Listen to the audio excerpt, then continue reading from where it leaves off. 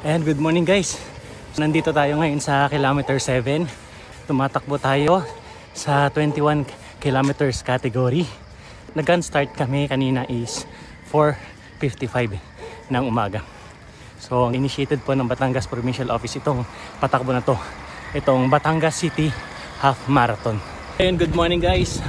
Nandito na tayo sa kilometer 10. 1 hour and 17 minutes natin kinuha ang 10 kilometers. So okay pa naman tayo. At kaya pa natin to. So guys, nandito na tayo sa 12 kilometers. So 9 kilometers na lang. Nandito na tayo sa kilometer 17. So cramps na tayo.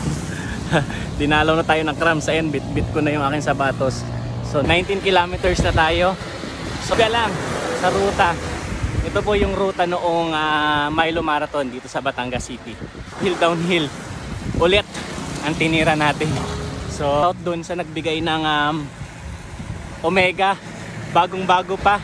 So I think ASG natin yon. So maraming salamat sa iyo. Shout out sa iyo.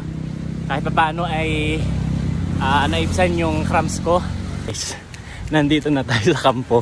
So 21 kilometers na yung aking record. Pupunta lang tayo dun sa finish line. Tapos na tayo. So yan na yung finish line. And last but not least, our champion for the 21K, 1 hour 53